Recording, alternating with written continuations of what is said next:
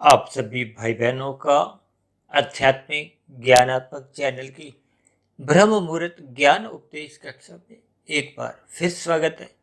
आज की चर्चा का विषय है योगी और भोगी।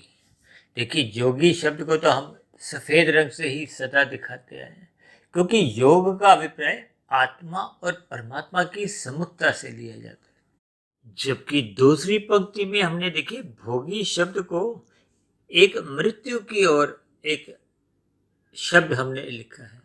इसका अभिप्राय क्या है कि हम जितने भी भोगी इंसान हैं, भोग का अभिप्राय देखिए प्रकृति के 3 गुणों की स्थितियों से है। क्योंकि ये 3 गुणों का भोग हम संग के रूप में समझो या इनको भोग के रूप में समझो, क्योंकि प्रकृति के 3 गुणों की स्थितियां ही आपके हमारे 3 शरीरों पर, स्थूल शरीर, सूक्ष्म शरीर और कारण शरीर पर एक अलग अलग प्रभाव डालती हैं। अभी कुछ दिन पहले हमने ब्रह्म मुहूर्त ज्ञान उपदेश कक्षा में ही प्रकृति के 3 गुणों की स्थितियों का हम जैसा जैसा संग करते हैं, फिर वैसा वैसा आपके हमारे 3 शरीरों पे एक प्रभाव पड़ता है।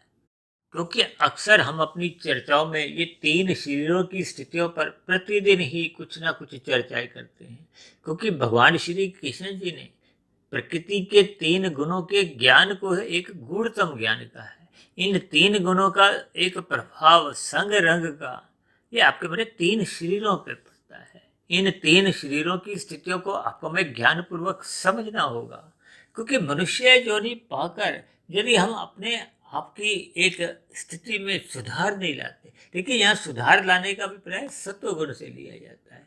और परमात्मा जो कि एक विशुद्ध सत्व गुणी सत्ता है, आत्मा भी अपने आप में देखिए विशुद्ध सत्व गुणी सत्ता है। आत्मा और परमात्मा इन दोनों सत्ताओं को नित्य तो कहा ही गया है, लेकिन ये एक चेतन सत्ता है। चेतन सत्ता का परम चेतन सत्ता से एक सजातीय संबंध माना गया है।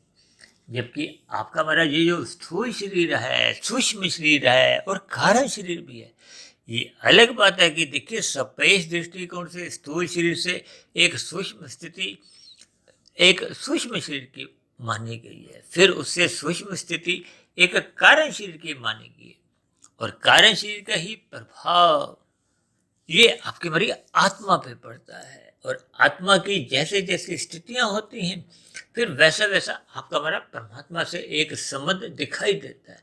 दिखाई शब्द मैं इसलिए कह रहा हूं कि आत्मा और परमात्मा के संबंध को हम समाप्त कर नहीं सकते, लेकिन तकनीकी रूप से इसमें गिरावट तब आती है जब ये परमात्मा के सम्मुख ना होकर माया के सम्मुख होता है। माया के भी देखिए, क्योंकि 3 गुण है, तमोगुण, रजोगुण और सत्वगुण।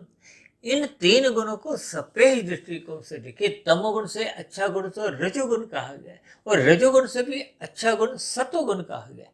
यहाँ अच्छे का अभिप्राय देखिए लाभ की स्थिति से है, सुख की स्थिति से है, क्योंकि शास्त्रों में ही कहा गया है आत्मा ज्ञान स्वरूप है, परमात्मा आनंद स्वरूप है। अक्सर हम एक शब्द अक्सर अपनी चर्चाओं में लेते रहते हैं, सच्चिदानंद।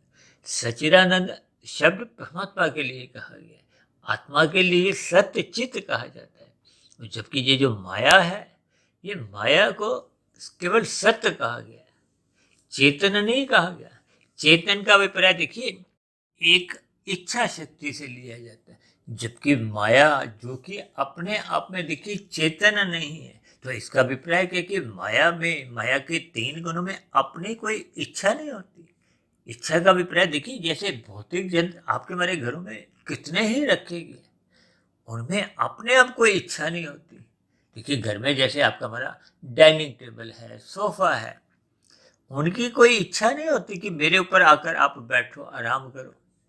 ये तो हमारी इच्छा होती है, क्योंकि हम एक चेतन तत्व है। यानी कि देखिए आपके हमारे 3 शरीर, स्थूल शरीर, सूक्ष्म शरीर और कारण शरीर, ये भी जड़ हैं, ये भी माया के बने हुए हैं, लेकिन आत्मा एक चेतन शक्ति है। इसलिए तो देखिए सभी आत्माओं का एक स्वभाव है। स्वभाव का मतलब वो एक स्वाभाविक स्थिति है। जैसे भौतिक प्रकृति में जितने भी पदार्थ हैं, उनका भी अपना एक स्वभाव है। उनका स्वभाव तो देखिए बदलता नहीं है। वो अलग बात है कि देखिए जब एक पदार्थ दूसरे के संपर्क में आता है तो उसका प्रभाव उस पर अस्थायी रूप से चढ़ जाता है। इसी तरह हम सभी आत्मा ज्ञान स्वरूप हैं। ज्ञान स्वरूप का अभिप्राय ये जो हम ज्ञान की चर्चाएं हर रोज करते हैं, और लगभग हमने 1700 वीडियो अब तक जो प्रसारित किए, इनमें भी कोई नया ज्ञान नहीं है। आज भी जो एक वीडियो बनाने जा रहे हैं, जो चर्चा को आगे बढ़ा रहे हैं, इसमें भी कोई नया ज्ञान नहीं है। शास्त्रों में भी देखिए, वेदों में, पुराण, उपनिषद, ये जितनी भी स्थितियां, इतने ऋषिगत ग्रंथ, गीता लो, चाहे किसी भी ग्रंथ को देखिए, कोई नया ज्ञान नहीं है। यह देखिए, इस नए ज्ञान का अभिप्राय कि आपके हमारे भीतर ये सभी ज्ञान की स्थितियां पहले से ही है, लेकिन अज्ञानता कब आती है? जब हम परमात्मा के विमुख हो जाते हैं। और सम्मुख किसके होते हैं? माया के। और माया तो देखिए जड़ है। जड़ में अभी हमने समझा ना कि उसमें अपने आप में कोई एक स्थितियां नहीं है, वो तो उनके प्रकृति के देखिए 3 गुणों के अलग अलग लक्षण हैं। अब तमोगुण को देखिए पदार्थों से जोड़ा गया, रजोगुण को एक क्रिया से जोड़ा जाता है, और सत्वगुण को ज्ञान से जोड़ा गया। इसका अभिप्राय क्या है कि हम सभी आत्मा देखिए ज्ञान स्वरूप हैं, और परमात्मा एक आनंद स्वरूप सत्ता है। आनंद में देखिए ज्ञान भी रहता है, और ज्ञान सदा नित्य बना रहता है। देखिए, इन सूक्ष्म स्थितियों पर आप ध्यान से थोड़ा चिंतन करो कि मनुष्य जीवन आपको मैं परमात्मा के सम्मुख बनने के लिए, परमात्मा से अपना संबंध पहचानने के लिए, या यूं सरल शब्दों में कहो कि परमात्मा को पाने के लिए ही मिला है। और परमात्मा है विशुद्ध सत्वगुणी सत्ता, आत्मा है विशुद्ध सत्वगुणी सत्ता, लेकिन तकनीकी रूप से आत्मा में आनंद गुण है ही नहीं, और परमात्मा में केवल आनंद गुण ही एक विशेष रूप से है। विशेष रूप से तो शास्त्रों में यहाँ तक कहा गया कि परमात्मा का ही दूसरा नाम आनंद स्वरूप है, यानी कि परमात्मा में आनंद है, ये भी माना नहीं गया। आनंद स्वरूप की स्थिति ही वो परमात्मा की है, क्योंकि जब हम कहेंगे कि परमात्मा में, भगवान में आनंद है, तो फिर आनंद अलग स्थिति बन जाती है, और परमात्मा फिर अलग स्थिति बन जाती है। जैसे हम कहते हैं ना रसगुल्ला, तो गुल्ला में रस होता है तो फिर वो रसगुल्ला कहलाता है। यानी परमात्मा एक आनंद स्वरूप सत्ता है, जबकि हम सभी आत्मा मात्र ज्ञान स्वरूप है। इसीलिए तो हमारे में सदा ही सुख पाने की एक प्रवृत्ति होती है, और दुख से हम सदा ही एक निवृत्ति चाहते हैं, छुटकारा। चाहे वो कुत्ते की आत्मा है, चाहे वो बिल्ली की है, चाहे खरगोश की है, हाथी की, घोड़े की, कबूतर, कौवे, मतलब किसी भी पक्षी की, किसी भी कीड़े मकोड़े की। देखिए, ये सभी स्थितियां आपको मैं ज्ञान पूर्वक समझनी चाहिए। देखिए, हमारे वीडियो का जैसा जैसा नाम होता है, उस नाम के अंतर्गत हम अपनी चर्चा को मात्र एक दिशा देते हैं कि बात आपको हमें समझ में आ जाए। आपके हमारे आत्मा का जो एक ज्ञान जो ढक चुका है, कमजोर हो चुका है, कमजोर होना, ढकना, ये सब एक ही स्थिति है। ये कमजोर क्यों होता है? कि जब हम परमात्मा के सम्मुख नहीं होते, जब अपने ये जो प्रकृति के 3 गुणों में रजोगुण और तमोगुण के संपर्क में तो आ जाते हैं। ये जो सतोगुण की स्थिति है, देखिए सतोगुण क्या, संग ही एक सत्संग की स्थिति है, जिसको अक्सर देखिए एक साधारण मनुष्य वृद्धावस्था से जोड़ देता है, किसी पंडाल की स्थितियों से जोड़ देता है, मंदिर, मस्जिद, गुरुद्वारों से जोड़ देता है। देखिए, परमात्मा हम सबके भीतर में है, आत्मा के भीतर भी है, आत्मा के एक सखा रूप में बाहर भी है। परमात्मा तो देखिए सगुण साकार रूप में एक आध्यात्मिक स्थिति में है, आध्यात्मिक लोक में है। उस आध्यात्मिक लोक में आपके हमारी आत्मा का प्रवेश तभी संभव है जब हम ये जो माया के 3 गुणों की स्थितियां हैं, देखिए ये 3 गुणों की स्थितियां कहो या 3 शरीरों की स्थितियां कहो, क्योंकि आपके मेरे देखिए एक शरीर बदलता रहता है, और वो शरीर कौन सा है? स्थूल शरीर। इसीलिए तो देखिए हमने देखिए दूसरी पंक्ति में क्या शब्द लिखा है? भोगी। भोगी का अभिप्राय 5 भोग्य विषयों से है। 5 भोग्य विषयों का अभिप्राय गंध, रस, रूप, स्पर्श और शब्द से है। आपके मेरे शरीर भी देखिए पृथ्वी, जल, अग्नि, वायु, आकाश के बने। आपके मेरे शरीर का निर्माण भी माता के गर्भ में भोगों के कारण ही होता है। देखिए इन सभी स्थितियों को जब तक हम ज्ञान पूर्वक समझते नहीं, मैं बार बार इस बात को दोहराता रहता हूँ। देखिए हमारे तो चैनल का नाम ही आध्यात्मिक ज्ञानात्मक चैनल है। आध्यात्मिक ज्ञानात्मक चैनल का अभिप्राय देखिए, ये प्रकृति के 3 गुणों को समझना आपका बड़ा एक लक्ष्य है। अपने जो 3 शरीर हैं और प्रकृति के 3 गुण हैं, इनका आपस में एक संबंध है। जबकि चेतन सत्ता, आत्मा और परमात्मा का एक सजातीय संबंध है। या यूं कहो कि प्रकृति के जो भोग विषय हैं, गंध, रस, रूप, स्पर्श और शब्द, जिनसे आपका मेरा देखिए स्थूल शरीर का निर्माण हुआ है, तो इनका ये एक सजातीय संबंध है। इसलिए शास्त्रों में पहले से ही इसको स्वीकार किया गया है कि आपके मेरे जो 5 भोग्य विषयों का ये एक इंद्रिय दोष माना गया है। इंद्रियों का अभिप्राय देखिए, यहाँ स्थूल शरीर की जो 5 ज्ञान इंद्रियां हैं, नाक, जीभा, आंख, त्वचा और कान, और इसी तरह 5 कर्मेंद्रियां हैं, हाथ, पैर, वाणी, लिंग, गुदा। इन सभी स्थितियों को जब तक मनुष्य ज्ञान पूर्वक यथार्थ रूप से समझता नहीं है, तो फिर उसको प्रकृति का ज्ञान विज्ञान कहो, प्रकृति के 3 गुणों की जो एक स्थितियां हैं, मैंने कहा ना, ये 3 गुणों की स्थितियां को मात्र आप एक यंत्र समझो, क्योंकि ये जड़ है, चेतन स्थिति नहीं है। हमने केवल परमात्मा को पाना है। ये मनुष्य योनि का जो एक स्थूल शरीर है, इसकी एक विशेष महत्ता शास्त्रों में समझाई गई है।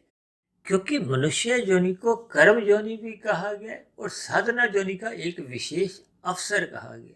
ये साधना का अभिप्राय ही हमारा देखिए योगी की स्थिति से है। योगी के आगे जो हमने जीवन की ओर जो शब्द लिखे हैं, इसका अभिप्राय क्या है कि योगी बनने पे जब आपकी हमारी साधना आरंभ हो जाती है, तो ये जो 84 लाख प्रकार की योनियां हैं, इसमें देखिए साधना करने का अवसर तो केवल मनुष्य योनि में ही मिलता है।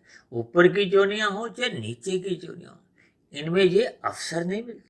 क्योंकि ऊपर की या नीचे की दोनों योनियों को भोग योनि जोड़ा गया है। भोग योनि से इसलिए जोड़ा गया क्योंकि ऊपर की योनियों में देखिए पुण्य कर्मों का नाश होता है और नीचे की योनियों में पाप कर्मों का नाश होता है। जबकि मनुष्य जीवन में पुण्य और पाप दोनों कर्मों का नाश भी होता है, लेकिन नए कर्म करने की आपको में स्वतंत्रता मिलती है। इसलिए कर्मों की स्थितियों में अपने आप को स्थित करने के लिए आपको हमें कर्म फल सिद्धांत की बारीकियों का ज्ञान होना चाहिए।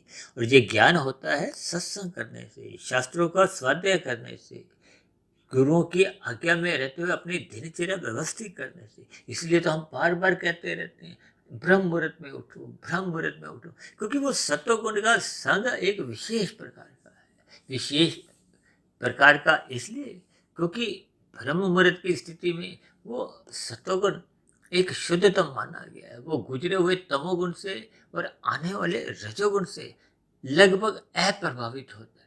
इस स्थिति विशेष में आपका मेरा ध्यान परमात्मा की ओर टिकता है। विशुद्ध सत्वगुणी सत्ता को समझने के लिए आपकी हमारी बुद्धि का बल्ब वो अधिक वाट का जला होता है। देखिए हम बार बार कहते रहते हैं, ये जो बुद्धि की स्थिति है, देखिए लाभ हानि तो बुद्धि के ऊपर ही निर्भर करता है। और यदि बुद्धि का बल्ब ही देखिए जला हुआ नहीं है, अक्सर हम देखिए तारे की रोशनी से, एक चांद की रोशनी से और सूर्य के प्रकाश की रोशनी से ये बुद्धि तत्व की एक तुलना सापेक्ष दृष्टिकोण से करते हैं। अब तारे की रोशनी में तो देखिए हम कोई पुस्तक भी पढ़ना चाहे तो आपको हमें नजर नहीं आती, रखी हुई वस्तुएं भी नजर नहीं आती। चांद के प्रकाश में कुछ कुछ देखिए धुंधली स्थितियां बड़े बड़े स्थूल स्तर पर आपको हमें नजर आती है। लेकिन सूक्ष्म स्तर पर तो सूर्य के प्रकाश में देखिए हम जो पढ़ते हैं, बल्ब ट्यूब रोशनी करते हैं ना, या सूर्य के प्रकाश में बाहर घर के बाहर वरांडे में इधर उधर जहाँ भी हम स्थित होते हैं, तो सूर्य का प्रकाश आपको हमें सूक्ष्म स्थितियों पर भी एक बोध करवाता है। इसलिए इसको सत्वगुण से जोड़ा गया है। यानी कि प्रकृति के 3 गुणों में प्रकाश में स्थिति सबसे अधिक सूर्य में होती है, उससे कम देखिए चांद में होती है, उससे कम एक तारे में। ये देखिए एक सापेक्ष दृष्टिकोण से बात समझने की है। इसीलिए तो शास्त्रों में कहा गया सत्वगुण की प्रशंसा करो, रजोगुण के प्रति उदासीन रहो और तमोगुण की निंदा करो। अब ये जो 3 शब्द किस लिए कहे गए कि यदि हम प्रकृति के पदार्थों को भोगना भी चाहते हैं तो ये जो पदार्थ हैं ये आपको हमें एक श्रम पूर्वक कर्म करते हुए आपको हमें भोगना है। कहते हैं ना तमोगुण से अच्छा रजोगुण है, ये इस दृष्टिकोण से कहा जाता है। और जब ये कहा जाता है कि रजोगुण की उपेक्षा करो तो इसका अभिप्राय है कि जब हम विषय भोगों को अधिक रसपूर्वक भोगने लगते हैं तो फिर आपका हमारा जो मन बुद्धि है वो सहज ही इन विषय भोगों की उसमें आसक्ति आने लगती है।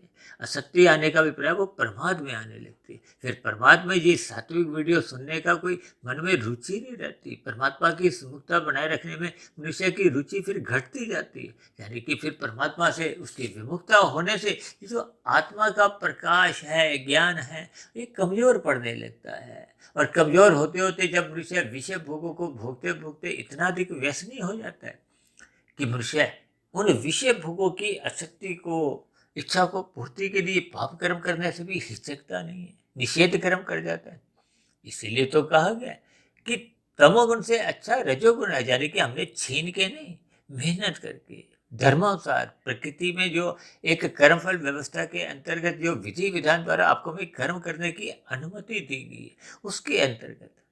और निषेध कर्मों से आपको हमें बचना है। जैसे यातायात में हम निषेध कर्म करने से आपके हमारे चलान करते हैं, तो फिर प्रकृति भी आपके हमारे किए गए निषेध कर्मों पे, पाप कर्मों पे फिर एक समय विशेष के बाद दंड देती है। ये नीचे की जो 80 लाख प्रकार की जोनियां, ये दंडमय जोनियां है। ये जो हमने योगी शब्द को जीवन की ओर लिखा है, इसका अभिप्राय क्या है कि जब हम योग में स्थित हो जाते हैं, परमात्मा को पाने का एक लक्ष्य बना लेते हैं, तो आपके हमारी फिर साधना आरंभ होती है। साधना आरंभ तो देखिए तभी होती है ना जब आपका हमारा कार्यशील सत्वगुण प्रधान होता है। प्रधान का अभिप्राय आपके हमारे स्वभाव में सत्वगुण की एक स्थितियां होती हैं। देखिए स्थूल शरीर, सूक्ष्म शरीर और कारण शरीर की अलग अलग स्थितियां अक्सर हम समझाते रहते हैं। स्थूल शरीर के स्तर पर आपके हमारी एक आरंभिक स्थितियां होती हैं।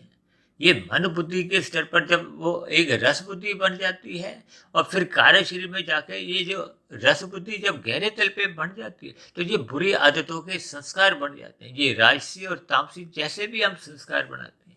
और यदि हम सत्संग श्रद्धा पूर्वक करते हैं तो फिर आरंभिक स्थितियों में देखिए तन मन के स्तर पर जो हम सुनते हैं या पढ़ते हैं, देखिए आंखों द्वारा भी जो हम एक साहित्य पढ़ते हैं, देखिए चाहे हम ये जो हम वीडियो प्रसारित करते हैं ये सुनने का विषय भी है और पढ़ने का भी विषय। अब पढ़ने की स्थिति का अभिप्राय देखिए जब हम वीडियो के एक डिस्क्रिप्शन में, विवरण में कुछ शब्द लिखते हैं कि हमने इस वीडियो में क्या क्या बोला है, थोड़ा संक्षेप में रखते हैं, तो वो एक पढ़ने का विषय है। जब हम इसको सुनते हैं यानी कि पढ़ने के विषय में आँखों की एक ज्ञानेंद्रिय काम करती है। और जब हम सुनते हैं तो आपकी हमारी कानों की स्थितियाँ होती हैं। और कभी कभी तो हम ऐसे भी आपसे विनती करते हैं, अनुरोध करते हैं कि वीडियो में बहुत ही गंभीर ज्ञान है, क्योंकि वीडियो की चित्र में हमने विभिन्न चिन्हों का, रंगों द्वारा कुछ विशेष स्थितियां समझाते हैं, जो कि जैसे अध्यापक द्वारा देखिए ब्लैक बोर्ड पे कुछ लिखा जाता है ना, ताकि विद्यार्थी को बात समझ में आ जाए। इसीलिए कभी कभी हम विनती करते हैं कि वीडियो सुनते समय आंखों द्वारा चित्र के ऊपर भी अपनी नजर बनाए रखो, ताकि समझने में बात जल्दी समझ में आ जाए। यानी कि जब तक मनुष्य की परमात्मा को पाने की इच्छा नहीं होती, ये योगी का अभिप्राय देखिए निष्काम भाव से कर्म को से है। आपके हमारी आध्यात्मिक उन्नति के दरवाजे तभी खुलते हैं जब हम निष्काम भाव से कर्म करते हैं। यानी कि प्रकृति के जो बड़े से बड़े सुख को भी हम त्याग कर देते हैं। देखिए आवश्यकताओं की पूर्ति के लिए तो हम पुरुषार्थ करते हैं, क्योंकि आपको हमारा स्थूल शरीर की कुछ आवश्यकताएं हैं, दाल रोटी चाहिए, पहनने को वस्त्र चाहिए, रहने को घर चाहिए, लेकिन इनको हम भोग दृष्टि से नहीं लेते। जब जब हम देखिए भोग दृष्टि से लेते हैं तो फिर आपके हमारी संसार के प्रति एक रुचि जागती है। रुचि जागने का अभिप्राय फिर हम संसार से बंधते हैं। जब हम अपने अर्थ और काम को एक धर्म की मर्यादा में रखते हैं तो फिर आपके बारे एक जीरो की स्थिति होती है। ना हम आगे बढ़ते हैं ना हम पीछे जाते हैं, केवल आपके बारे जीवन चलता रहता है। देखिए, भोगी की स्थिति में ये तामसी और राजसी दोनों स्थितियां ही आ जाती हैं। यानी कि आपका हमारा स्थूल शरीर फिर मृत्यु की ओर जाता है। अब मृत्यु की ओर जाने का अभिप्राय क्या है कि जैसे ही वर्तमान मिले हुए जीवन में स्थूल शरीर की मृत्यु होगी तो फिर कारण शरीर में जैसी जैसी स्थितियां बन चुकी होंगी, उन बनी हुई स्थितियों के आधार पे फिर आपको हमें एक नए भौतिक शरीर में प्रकृति की जो एक व्यवस्था है, जो अनादिकाल से चल रही है, उस प्रकृति की व्यवस्था में कर्मफल सिद्धांत के अनुसार फिर आपको हमें एक नई जोनी में प्रवेश करना पड़ता है। नई जोनी में प्रवेश करने का अभिप्राय उस स्थिति विशेष में आपने किए गए कर्मों के आधार पर ही ये जो मनुष्य से नीचे की 80 लाख जोनियां दंडमयी जोनियां हैं, भले ही ऊपर की जोनियां में तो देखिए एक पुरस्कार रूप में एक समझा जाता है, जिसमें देखिए पुण्य कर्मों का एक विशेष प्रकार से आपको हमें एक सुखद स्थितियां भोगने को मिलती हैं। हालांकि ऊपर की जोनियों को भी देखिए शास्त्रों में कहीं भी कोई प्रशंसा नहीं की गई। प्रशंसा केवल मनुष्य योनि की है। प्रशंसा इस दृष्टिकोण से क्योंकि आपको हमें अपने जन्म मरण की जो एक स्थितियां हैं, इस बंधन से छूटने का एक अवसर मिलता है। जबकि ऊपर की जोनियों में या नीचे की जोनियों में साधना करने का कोई अवसर नहीं मिलता। देखिए, योग का अभिप्राय साधना से ही लिया जाता है। ये योगी की जो एक स्थिति हमने दर्शाई है सफेद रंग से जीवन की ओर, इसका अभिप्राय देखिए, जब तक योग में हम पूर्ण रूप की स्थिति प्राप्त नहीं कर लेते, मायातीत नहीं हो जाते, तब तक जोगी की स्थिति को बार बार केवल मनुष्य योनि में ही मिलने की एक पात्रता बनी रहती है, एक इच्छा बनी रहती है। यानी कि आपकी हमारी जो एक आध्यात्मिक उन्नति में कर्म योग, ज्ञान योग और भक्ति योग की अलग अलग स्थितियों में आपके हमारी एक आध्यात्मिक उन्नति की एक गति बनी रहती है। कि कर्म योग में एक साधारण गति होती है, हालांकि योग की स्थिति उसमें भी बनी हुई है, और ज्ञान योग उससे अगली स्थिति है, और भक्ति योग तो देखिए एक महायोग की स्थितियां हैं। इन सभी स्थितियों के देखिए अलग अलग भावार्थ हैं, लेकिन तीनों ही स्थितियों में क्योंकि कर्म के साथ भी योग लगा हुआ है और ज्ञान के साथ भी और भक्ति के साथ भी, देखिए भक्ति तो अपने आप में ही एक योग की स्थिति है। अक्सर हम देखिए इन सभी स्थितियों को एक जीवन की ओर इसलिए जोड़ते हैं क्योंकि आपका हमारा वो आध्यात्मिक उन्नति के दरवाजे कर्म से खुलते जा रहे हैं। इस बात को आप एक उदाहरण से समझिए, जो अक्सर हम अपनी चर्चाओं में कहते रहते हैं। देखिए, 1 की स्थिति है तमोगुण की, 10 की स्थिति है रजोगुण की, 100 की स्थिति है सत्वगुण की, और 1000 की स्थिति है विशुद्ध सत्वगुण यानी कि परमात्मा की। जब हम साधना करते हैं, देखिए रजोगुण से 10 गुना अच्छा सत्वगुण इसलिए कहा गया कि आपके हमारी सात्विक स्थिति मजबूत होती है। अक्सर जैसे हम कहते हैं ना, आईएएस की परीक्षा के लिए आपको हमें पहले वो एक प्रिलिमिनरी आरंभिक परीक्षा पास करनी होती है, तब हम मुख्य परीक्षा में बैठने के एक अधिकारी बनते हैं। ठीक इसी तरह परमात्मा को पाने की स्थितियां को, योग की स्थितियां आपके हमारी तभी बन पाती हैं जब सर्वप्रथम आपके हमारे जीवन में सात्विक स्थिति मजबूत होती है। सात्विक स्थिति मजबूत तभी होती है जब हम परोपकार के कार्य करते हैं, श्रद्धा पूर्वक सत्संग करते हैं, ब्रह्म मुहूर्त में उठने का अपना एक स्वभाव बना लेते हैं, और फिर परमात्मा को पाने का कहो, ये जो मोक्ष की जो एक स्थिति है, देखिए धर्म अर्थ काम मोक्ष, ये 4 पुरुषार्थ शास्त्रों में कही है। हालांकि हम अपनी चर्चाओं में देखिए इन 4 पुरुषार्थों में मोक्ष को अपना एक मंजिल लेकर चलते हैं, और अर्थ और काम जब आपके हमारे एक धर्म की लगाम से मर्यादा में रहते हैं तो फिर आपका हमारा ये जो एक रजोगुण मर्यादा में रहता है, और तमोगुण में गिरने की तो कोई संभावना ही नहीं रहती, क्योंकि मनुष्य का जो एक रजोगुण है वो सत्वगुण की लगाम से मर्यादा में है। और परमात्मा को पाने का यानी कि मोक्ष की स्थिति का जब आपका हमारा लक्ष्य बन जाता है तो फिर आपकी हमारी वो जो 100 से 1000 की जो एक स्थिति है वो साधना की है।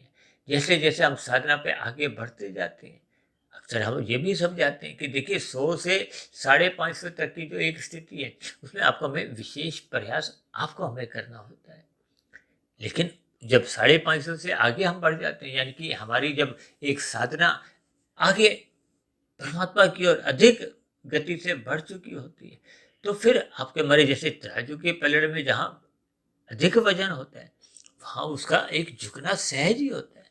यानी कि अब साधना में आपको में कोई विशेष प्रयास करने नहीं होते, वो अपने आप ही परमात्मा की पाने की गति की ओर हम आगे बढ़ते जाते हैं। लेकिन ये सभी सूक्ष्म स्थितियाँ आपको में ज्ञान पूर्वक भावार्थ रूप से समझनी होती है।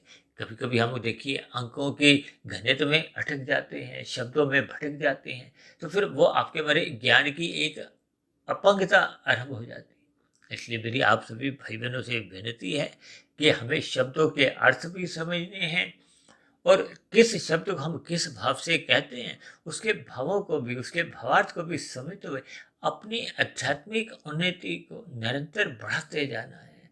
यानी कि हम जितना अधिक लाभ इस आध्यात्मिक उन्नति में कर लेते हैं, यानी कि कार्यशील हम जितने जितने अंश में शुद्ध कर लेते हैं, शुद्ध करने का अभिप्राय शुभ संस्कारों से है, और बुरे संस्कार क्रमशः दग्ध बीज होते जाते हैं, जलते जाते हैं। देखिए जब बुरे संस्कार दग्ध बीज कारण शरीर में होने लगते हैं, तो फिर मन बुद्धि में उससे संबंधित कोई बुरे विचार नहीं आते। जब बुरे विचार नहीं आते तो स्थूल शरीर के स्तर पर नए कर्म होते नहीं है सकाम भाव से।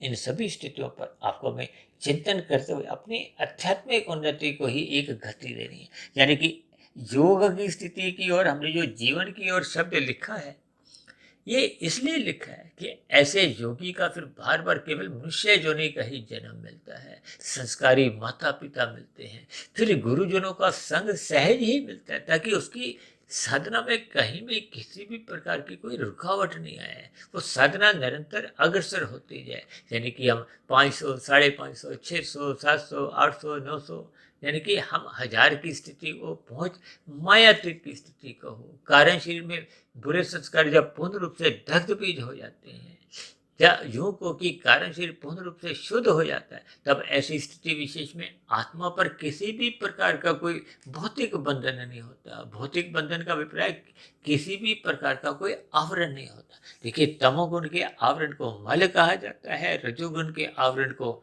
एक विक्षेप कहा गया, और सतोगुण की जो आवरण को मात्र आवरण से ही जोड़ा गया है। इन सभी स्थितियों पर आपको मैं चिंतन करते हुए अपनी आध्यात्मिक यात्रा को निरंतर आगे अग्रसर करना है। और ये जो नीचे की जो भोग की स्थिति है, इनसे देखिए हम जितना अधिक बचते जाएंगे, क्योंकि मनुष्य जीवन पाकर आपको मैं अपना सत्वगुण बढ़ाने का एक अवसर मिला है। सत्वगुण बढ़ाने का अवसर का आपको हमें लाभ उठाना चाहिए। अपने रजोगुण को एक मर्यादा में रखना होगा। ये रजोगुण मर्यादा में देखिए तब तक नहीं आता जब तक आपका बड़ा श्रद्धा पूर्वक सत्संग आरंभ नहीं होता है। फिर श्रद्धा पूर्वक किए गए सत्संग पर आपको में चिंतन करना होता है, मनन करना होता है। ये निरंतर स्थितियां जब आपके हमारे मन बुद्धि के स्तर पर बनी रहती हैं, तो फिर कारण शरीर में क्रमशः शुभ संस्कार बनने लगते हैं। ये कारण शरीर में जब शुभ संस्कार बनने लगते हैं, फिर ऐसी स्थिति विशेष में ही मनुष्य के जीवन में जो सकाम कर्म जो पहले पुण्य कर्म के रूप में हो रहे थे, अब वो पुण्य कर्म तो देखिए निरंतर बने रहते हैं, लेकिन उसमें सकामता समाप्त हो जाती है। ये सकामता का समाप्त होना ही देखिए ये योग की स्थिति है, क्योंकि अब परमात्मा को पाने का जब लक्ष्य बन जाता है, यानी कि प्रकृति की भोगों से मनुष्य का ज्ञान पूर्वक वैराग्य 100% जाग जाता है, तो फिर मनुष्य का ये जो मरने की जो एक स्थितियां जो हमने लिखी है मृत्यु की ओर, इससे मनुष्य बच जाता है। यानी कि मनुष्य का जीवन निरंतर अग्रसर करता है ज्ञान के स्तर पर, परमात्मा के स्तर पर, साधना के स्तर पर। इसी को ही आप और हम आध्यात्मिक उन्नति का भी एक नाम देते हैं। तो ऐसी सभी शुभ स्थितियां हम सभी भाई बहनों के जीवन में केवल मनुष्य जीवन में ही बनना आरंभ होती हैं। इसलिए हम सभी भाई बहनों को ज्ञान पूर्वक ये जो संसारी विषय भोग हैं, गंध रस रूप स्पर्श और शब्द, इन सभी भोग की स्थितियों से अपने आप को बचाना होगा। और ये तभी संभव है जब हम श्रद्धा पूर्वक सत्संग करते हुए रात को जल्दी सो जाते हैं, सुबह ब्रह्म मुहूर्त में उठकर परमात्मा का ध्यान लगाते हुए अपनी आध्यात्मिक उन्नति की ओर ही ध्यान देते हैं। तब ऐसी स्थिति में आपका हमारा दिन में जब रजोगुण की स्थितियां होती हैं, वो एक मर्यादा में आ जाती हैं। यही उपदेश तो भगवान श्री कृष्ण जी ने गीता में अर्जुन के रथ के जो 5 घोड़ों हैं, उनकी लगाम अपने हाथ में रखी। यानी हमें शास्त्रों के अनुसार अपनी दिनचर्या व्यवस्थित रखनी है, अनुशासित रखनी है, ताकि परमात्मा की स्मृति बनी रहे और हमारा सदा ही एक योग की स्थिति बनी रहे, जीवन की ओर हम निरंतर अग्रसर हों। यही मेरा जीवन की ओर चलने का एक मुख्य एक भावार्थ है। तो ऐसी सभी शुभ स्थितियां हम सभी भाई बहनों के जीवन में भी बने, ताकि ये जो मृत्यु की स्थितियां हैं, अधोगति की स्थितियां हैं, इनसे मनुष्य निरंतर बचता जाए और जीवन की ओर यानी योग की ओर, कर्म योग, ज्ञान योग, भक्ति की ओर हम निरंतर अग्रसर होते हुए परमात्मा को पा ये जन्म मरण के बंधन से मुक्ति पा जाते हैं। आनंदमय जीवन का अभिप्राय देखिए मोक्ष की स्थिति से भी लिया जाता है, एक आध्यात्मिक शरीर की प्राप्ति से भी लिया जाता है। यानी आत्मा एक लंबे काल के लिए आनंदमय स्थिति में अपना जीवन व्यतीत करती है। तो ऐसी सभी शुभ स्थितियां हम सभी भाई बहनों के जीवन में भी बनने की दिशा की ओर हम अपने जीवन को लगाएं। इन्हीं शुभकामनाओं के साथ चर्चा विशेष को यही विश्राम देते हैं। शाम को फिर मिलते हैं संध्या बेला 11 कक्षा में। तब तक आप अपने आध्यात्मिक मित्र सुधीर भाटिया फकीर को इजाजत दें। वीडियो संबंधित आपके मन में कोई प्रश्न उठ रहा हो, कोई मेरी कही गई बातों पे आपको कोई आपत्ति हो, शिकायत हो, तो आपके प्रश्नों के साथ साथ आपकी शिकायतों का नीचे दिए गए कमेंट्स बॉक्स पर सदा ही स्वागत है। तो चर्चा विशेष को ध्यानपूर्वक सुनने के लिए आप सभी भाई बहनों का बहुत बहुत धन्यवाद।